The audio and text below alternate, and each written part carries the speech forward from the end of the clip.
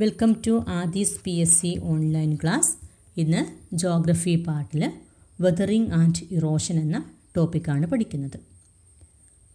അപക്ഷയവും അപരദനവും. എന്താണ് അപക്ഷയം? കാലാന്തരത്തിൽ ശിലകൾ പൊട്ടിപ്പൊടിയുകയോ വിഘടിക്കുകയോ ചെയ്യുന്ന പ്രക്രിയയാണ് അപക്ഷയം. അപക്ഷയം മൂലം ശിലകൾക്ക് രാസപരമായും ഭൗതികപരമായും മാറ്റങ്ങളുണ്ടാകുന്നു. അപക്ഷയത്തെ പ്രധാനമായും മൂന്നായിട്ട് തരംതിരിച്ചിരിക്കുന്നു, അല്ലെങ്കിൽ 3 തരം അപക്ഷയങ്ങളാണ് നടക്കുന്നത്. ഭൗതിക അപക്ഷയം, രാസിക അപക്ഷയം, ജൈവിക അപക്ഷയം. ഭൗതിക അപക്ഷയം ഫലകൃത അപക്ഷയമെന്നും അറിയപ്പെടുന്നു.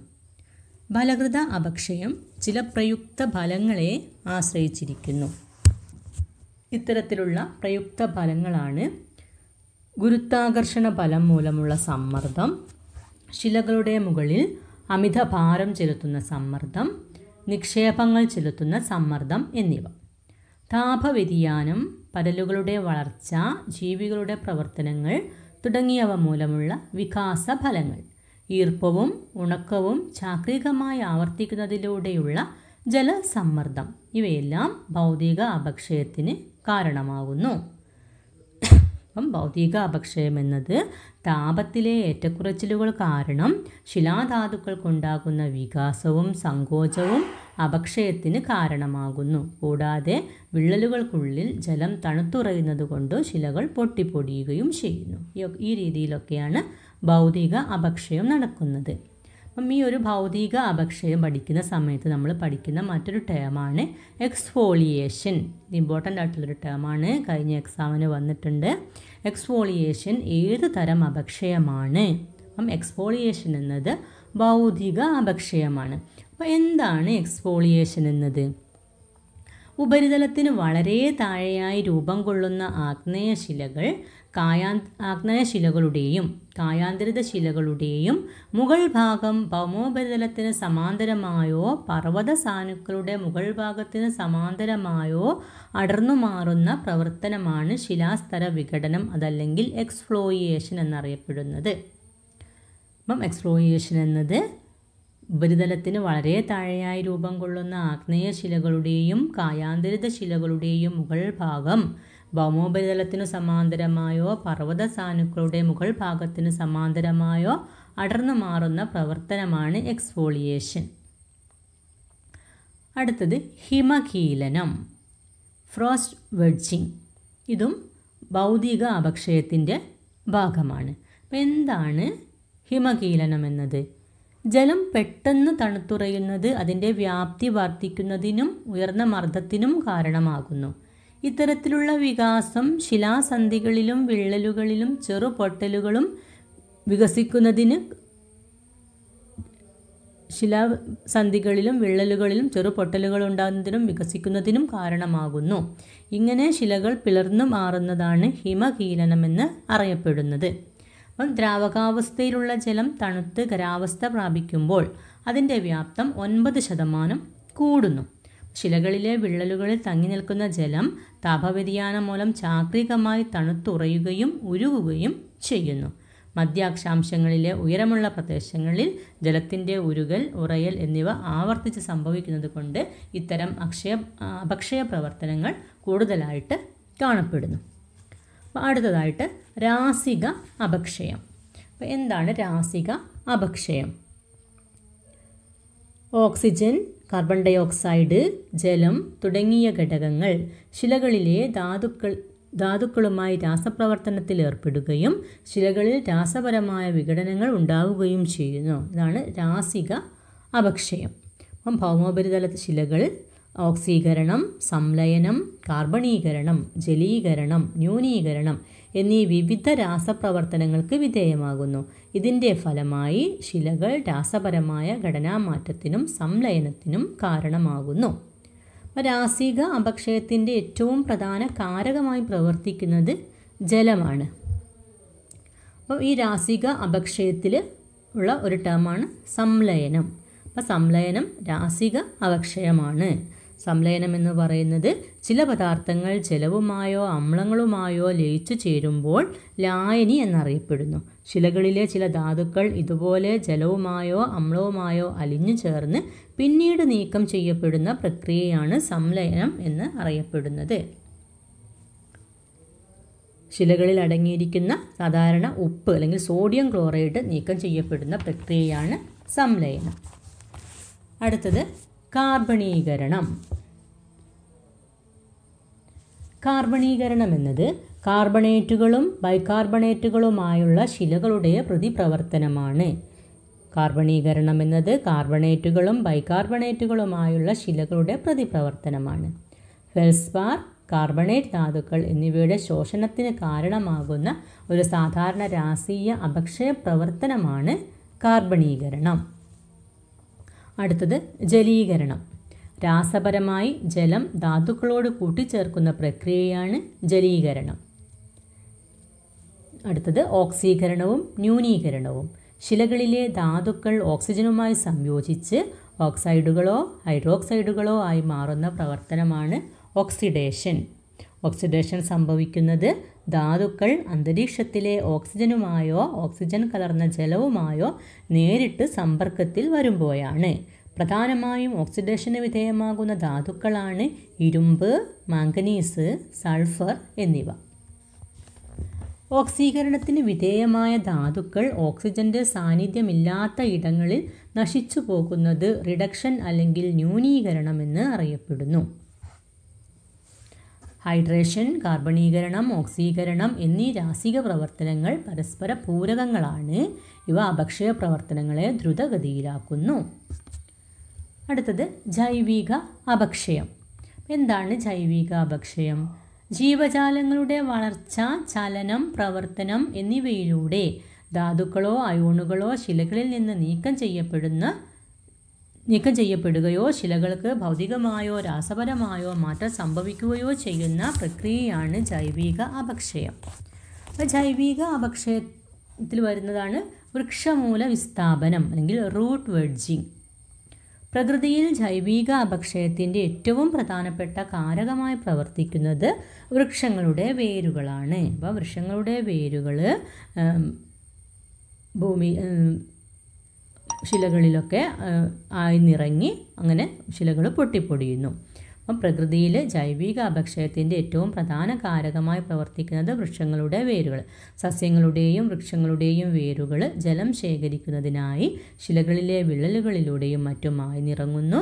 വൃക്ഷങ്ങൾ വളരുന്നതോടൊപ്പം അവയുടെ വേരുകൾ ചെലുത്തുന്ന സമ്മർദ്ദത്തെ തുടർന്ന് ശിലകളിലെ വിള്ളലുകൾ വലുതാവുകയും തുടർന്ന് ശിലകൾ വിള്ളലുകളിലൂടെ മുറിഞ്ഞു മാറി കഷ്ണങ്ങളാവുകയും ചെയ്യുന്നു. ഇതാണ് വൃക്ഷമൂല വിസ്ഥാപനം. ഇത് ജൈവിക അപക്ഷയമാണ്. അടുത്തത് അപക്ഷയത്തിൻ്റെ ഉൽപ്പന്നങ്ങൾ. റിഗോലിത്ത്. എന്താണ് റിഗോലിത്ത്? മാതൃശിലയ്ക്ക് സംഭവിക്കുന്ന അപക്ഷയം അവയുടെ വിഘടനത്തിനും ജീർണനത്തിനും കാരണമാകുന്നു. ഇതുവഴി പല വലിപ്പത്തിലും രാസസ്വഭാവത്തിലുമുള്ള ശിലാശകലങ്ങളുടെ ഒരു ആവരണം ശിലോപരിതലത്തിൽ രൂപീകരിക്കപ്പെടുന്നു. മാതൃശിലകളുടെ മുകളിൽ സ്ഥിതി ചെയ്യുന്ന ഈ ശിലാശകലങ്ങളുടെ ആവരണത്തെയാണ് റിഗോലിത്ത് എന്ന് പറയുന്നത്. അപ്പം അടുത്തതാണ് മണ്ണ്. അപക്ഷയത്തിൻ്റെ ഉൽപ്പന്നങ്ങളാണ് റിഗോലിത്ത്, മണ്ണ് എന്നിവ. അപ്പം മണ്ണ് രൂപീകരിക്കപ്പെടുന്നത് എന്താണ്? അപക്ഷയ പ്രവർത്തനങ്ങളുടെ ഫലമായാണ്.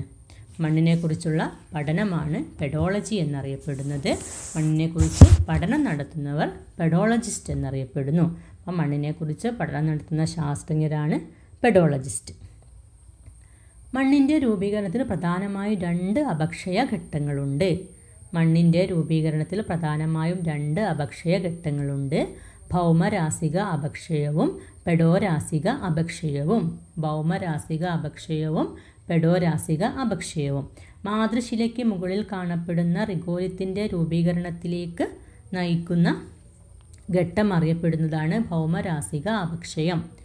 മാതൃശിലയ്ക്ക് മുകളിൽ കാണപ്പെടുന്ന റിഗോലിത്തിൻ്റെ രൂപീകരണത്തിലേക്ക് നയിക്കുന്ന ഘട്ടം അറിയപ്പെടുന്നതാണ് ഭൗമരാസിക അപക്ഷയം. റിഗോലിത്തിന് കൂടുതൽ അപക്ഷയം സംഭവിച്ച് അത് മണ്ണായി പരിണമിക്കുന്ന ഘട്ടമാണ് പെഡോരാസിക അപക്ഷയം. അടുത്തത് മണ്ണിനെ പൊതുവായിട്ട് രണ്ടായിട്ട് തരംതിരിച്ചിരിക്കുന്നു. അവശിഷ്ട മണ്ണ് എന്നും വഹിത മണ്ണ് എന്നും. അതിൽ അവശിഷ്ട മണ്ണ് എന്നത് മാതൃശില അപക്ഷയം സംഭവിച്ച് സംവഹന പ്രവർത്തനങ്ങൾക്ക് വിധേയമാകാതെ ഉത്ഭവസ്ഥാനത്ത് തന്നെ അടിഞ്ഞുകൂടി രൂപം കൊള്ളുന്ന മണ്ണാണ് അവശിഷ്ട മണ്ണ്. അപ്പോൾ മാതൃശില അപക്ഷയം സംഭവിച്ച് സംവഹന പ്രവർത്തനങ്ങൾക്ക് വിധേയമാകാതെ ഉത്ഭവസ്ഥാനത്ത് തന്നെ അടിഞ്ഞുകൂടി രൂപം കൊള്ളുന്ന മണ്ണ് അവശിഷ്ട മണ്ണ്. അവശിഷ്ട മണ്ണിന് ഉദാഹരണമാണ് ലാറ്ററൈറ്റ് മണ്ണ്. ഇനി വഹിത മണ്ണ്. എന്താണ് വഹിത മണ്ണ്? വിവിധ അപരദന കാരണങ്ങളായ കാറ്റ്, ഹിമാനികൾ, ജലം, ഭൂഗുരുത്വം എന്നിവയുടെ പ്രവർത്തന ഫലമായി ഉത്ഭവസ്ഥാനത്തു നിന്നും വഹന പ്രവർത്തനത്തിന് വിധേയമായി മറ്റൊരിടത്ത് സ്ഥാപിക്കപ്പെടുന്ന ശിലാവസ്തുക്കളിൽ നിന്നും രൂപമെടുക്കുന്ന മണ്ണാണ് വഹിത മണ്ണ്. വിവിധ അപരദനകാരകങ്ങളായ കാറ്റ്, ഹിമാനികൾ, ജലം, ഭൂഗുരുത്വം എന്നിവയുടെ പ്രവർത്തന ഫലമായി ഉത്ഭവസ്ഥാനത്തു നിന്നും വഹനപ്രവർത്തനത്തിന് വിധേയമായി മറ്റൊരിടത്ത് നിക്ഷേപിക്കപ്പെടുന്ന ശിലാവസ്തുക്കളിൽ നിന്നും രൂപമെടുക്കുന്ന മണ്ണാണ് വഹിത മണ്ണ്. വഹിച്ചു കൊണ്ടുപോകുന്ന കാരകങ്ങളെ ആശ്രയിച്ച് ഈ വിഭാഗം മണ്ണിനങ്ങളെ മൂന്നായിട്ട് തരംതിരിച്ചിരിക്കുന്നു. കൊളോവിയം, എക്കൽ അല്ലെങ്കിൽ അലൂവിയം, ഇയോലിയൻ മണ്ണ്. കൊളോവിയം എന്നത് എന്താണ്?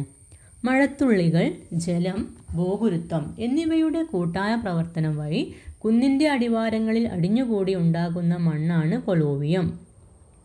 മഴത്തുള്ളികൾ, ജലം, ഭൂഗുരുത്വം എന്നിവയുടെ കൂട്ടായ പ്രവർത്തനം വഴി കുന്നിൻ്റെ അടിവാരങ്ങളിൽ അടിഞ്ഞുകൂടി ഉണ്ടാകുന്ന മണ്ണാണ് കൊളോവിയം. അടുത്തത് എക്കൽ. നദികളുടെ വഹിച്ചു കൊണ്ടുപോകൽ വഴി സൃഷ്ടിക്കപ്പെടുന്ന മണ്ണാണ് എക്കൽ. അല്ലെങ്കിൽ നദികളുടെ വഹിച്ചു കൊണ്ടുപോകൽ വഴി സൃഷ്ടിക്കപ്പെടുന്ന മണ്ണ് എക്കൽ. അപ്പോൾ നദീതട പ്രദേശങ്ങളിലെ മണ്ണാണ് എക്കൽ മണ്ണ്. അപ്പോൾ കൊളോവിയൻ സോയിലൊക്കെ കുന്നിൻ്റെ അടിവാരങ്ങളിൽ അടിഞ്ഞുകൂടുന്ന മണ്ണാണ് കൊളോവിയൻ സോയിൽ. നദികൾ വഹിച്ചു കൊണ്ടുപോകുന്നതുമായി രൂപീകരിക്കുന്ന മണ്ണാണ് എക്കൽ മണ്ണ്. ഇയോലിയൻ മണ്ണ്. കാറ്റിൻ്റെ സംവഹന പ്രവർത്തനം വഴി സൃഷ്ടിക്കപ്പെടുന്ന മണ്ണാണ് ഇയോലിയൻ മണ്ണ്. മണ്ണ് സംരക്ഷണത്തിൻ്റെ പ്രാധാന്യം ജനങ്ങളിൽ എത്തിക്കുന്നതിനായി ഐക്യരാഷ്ട്ര സംഘടന ലോക മണ്ണ് ദിനമായി ആചരിക്കുന്നത് ഡിസംബർ 5. ലോക മണ്ണ് ദിനം December 5. International year of soils 2015. മണ്ണ് വർഷമായിട്ട് ആചരിച്ചത് 2015. മണ്ണ് ദിനമായിട്ട് ആചരിക്കുന്നത് ഡിസംബർ 5. അപ്പോൾ ഇത്രയുമാണ് അപക്ഷയത്തെക്കുറിച്ചിട്ടുള്ള കാര്യങ്ങൾ. അടുത്തത് അപരദനത്തെക്കുറിച്ച് പഠിക്കാം.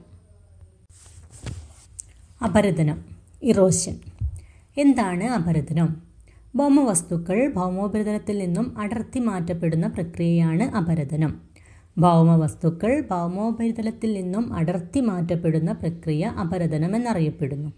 ഉപരിതലത്തിൽ നിന്നും വേർപെട്ടു കഴിഞ്ഞാൽ ജലം, കാറ്റ് മുതലായ പ്രകൃതി മാധ്യമങ്ങളുടെ സഹായത്താൽ ഇവ മറ്റു പ്രദേശങ്ങളിലേക്ക് സ്ഥാനമാറ്റം ചെയ്യപ്പെടുന്നു. അപരദന പ്രവർത്തനം ഫലവത്തായി നടക്കുന്നതിൽ ജലം പ്രധാന പങ്കുവഹിക്കുന്നു. ഒഴുകുന്ന ജലം, മഴത്തുള്ളികൾ, തിരമാലകൾ, ഭൂഗർഭജലം, ഹിമാനികൾ, കാറ്റ് മുതലായവ സ്വാഭാവികമായ രീതിയിൽ അപരദനത്തെ സഹായിക്കുന്ന ഘടകങ്ങളാണ് അല്ലെങ്കിൽ കാരണങ്ങളാണ്. അപരദനത്തിനു സഹായിക്കുന്ന ഘടകങ്ങളെ പ്രധാനമായും രണ്ടായിട്ട് തരംതിരിച്ചിരിക്കുന്നു. അപരദനത്തിനു സഹായിക്കുന്ന ഘടകങ്ങളെ പ്രധാനമായും രണ്ടായിട്ട് തരംതിരിച്ചിരിക്കുന്നു. നിഷ്ക്രിയ അപരദന കാരകങ്ങളും സക്രിയ അപരദന കാരകങ്ങളും. നിഷ്ക്രിയ അപരദന കാരകമാണ് ഭൂഗുരുത്വം. സക്രിയ അപരദന കാരകങ്ങളാണ് ഒഴുകുന്ന ജലം, തിരമാലകൾ, മഴത്തുള്ളികൾ, ഹിമാനികൾ, കാറ്റ് എന്നിവ. മരുഭൂമിയിൽ കാണപ്പെടുന്ന കൂൺശിലകൾ കാറ്റിൻ്റെ അപരദന ഫലമായും നദീതായ്വരകൾ ഒഴുകുന്ന ജലത്തിൻ്റെ അപരദന ഫലമായും രൂപം കൊള്ളുന്ന ഭൂരൂപങ്ങളാണ്. അപ്പം ഭൂരൂപങ്ങളെക്കുറിച്ച് നമുക്ക് ഡീറ്റെയിൽ ആയിട്ട് പഠിക്കാനുണ്ട്.